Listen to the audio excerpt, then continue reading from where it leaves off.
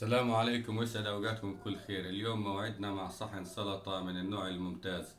صحن فيه مكونات غذائية مهمة جدا ومفيدة لمناعة الجسم، وفيه مكونات غذائية وفيتامينز متعددة يعني.